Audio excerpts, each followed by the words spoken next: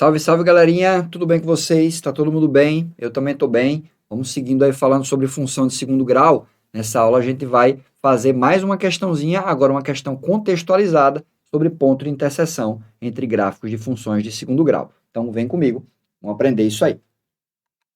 Então a questão é essa. Ó, questãozinha contextualizada aí diz o seguinte. Tá aqui.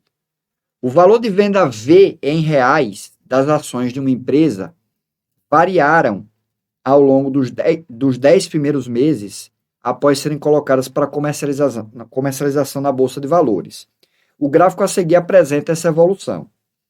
Nos primeiros meses, entre os pontos A e B do gráfico, a função que relacionou o valor V em reais com o tempo T em meses é menos T ao quadrado mais 10T mais 25. Então, você vê que essa função aqui é uma função de segundo grau, né? Parábola voltada para baixo e tal. Já entre os pontos B e C, essa função é determinada pela expressão V igual a menos 3T mais 61. Então, é uma função de primeiro grau, né?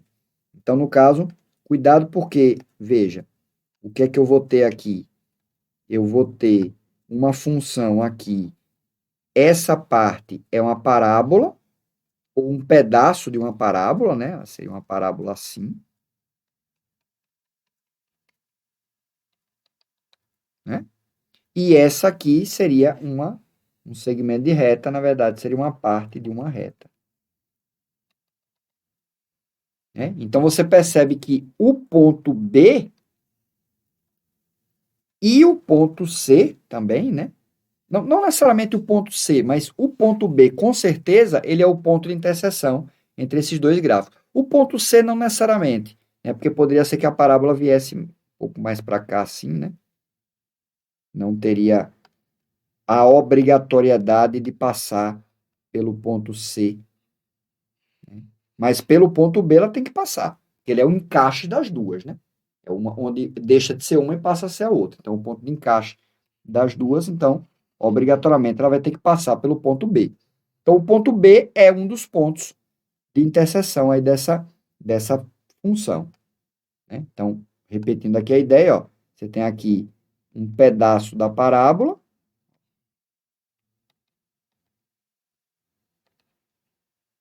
entre um pedaço aí da parábola, e aqui um pedaço da reta. Né? E aí o encontro das duas é exatamente nesse ponto B. E nesse ponto B, você percebe que a função assume seu valor máximo, né? Porque, ó, a função ela vai subindo, subindo, subindo, subindo, subindo, chega nesse ponto B, o y desse ponto B vai ser o valor máximo que a função assume. Né? A partir daí ela começa a decrescer. Então, o que eu preciso saber é quem é esse x, que no caso é um t, né? É um t, porque ele está em função do tempo. Aí, quais são as duas funções? Uma função é menos t ao quadrado mais 10t mais 25. Então, essa função aqui é a de segundo grau, né? Menos t ao quadrado mais 10t mais 25.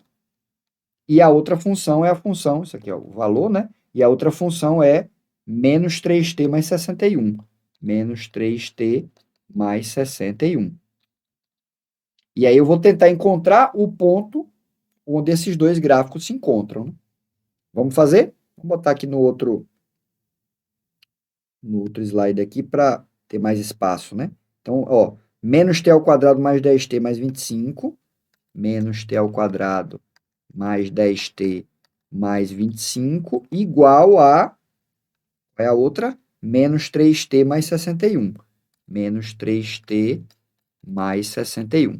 Vou passar o menos 3t e o 61 para o outro lado, vai ficar assim, menos t ao quadrado, vai passar mais 3t, né? Então vai ficar 13t.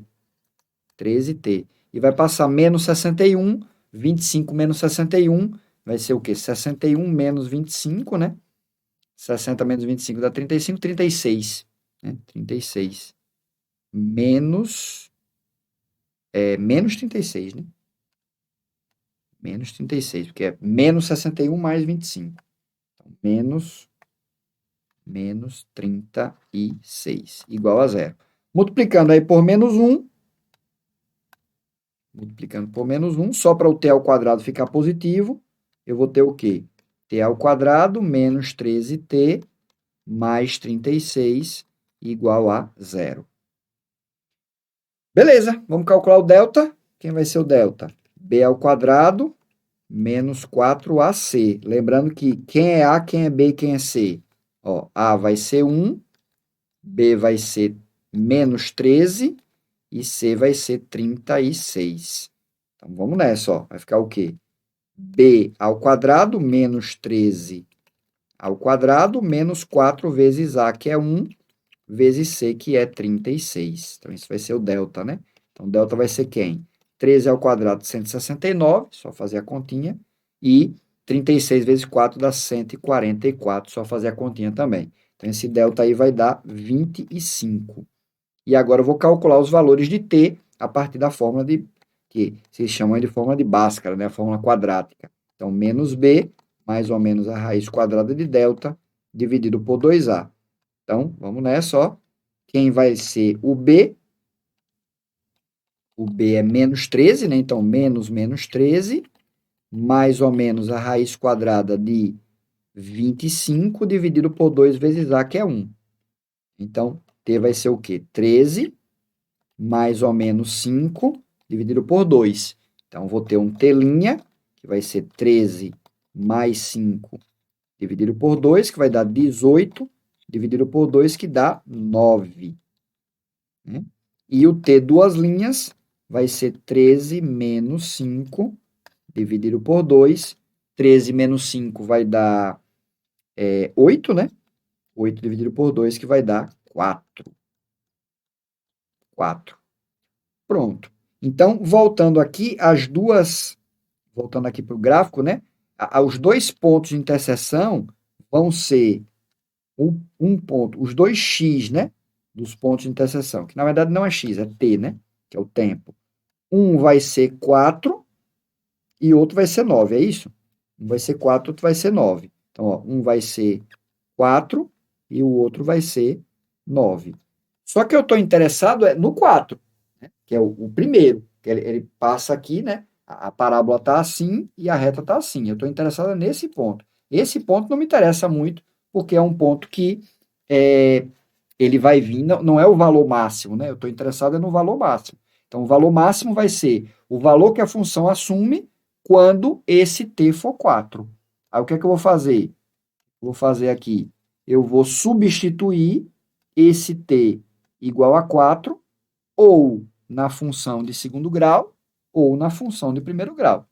O bobo, vou substituir na função de primeiro grau, que é mais fácil, né? Então, quando t for igual a 4, quem vai ser o valor da função? Vai ser menos 3 vezes 4 mais 61. Né? Substituir aqui o t igual a 4. Menos 3 vezes 4 vai dar menos 12, mais 61. 61 menos 12 vai dar quanto? 49, né? 51, 49, isso mesmo. R$49 vai ser o máximo valor atingido, né, pelas ações dessa empresa. 49. Depois que atingiu 49, ela começou a decrescer, segundo aí a função de primeiro grau. Beleza? Então, tipo de questão aí bem interessante, né? Não é muito comum você ter questões que envolvam interseção, não, né? É mais comum, por exemplo, em física. Você tem muita questão de física aí que você envolve, sei lá, você vai relacionar um movimento uniformemente variado com um movimento uniforme, né? Retilíneo uniforme, para igualar, né, os dois pontos de encontro, né? Então é bastante comum. Mas nessa parte aqui de função mesmo de segundo grau não é muito comum, não.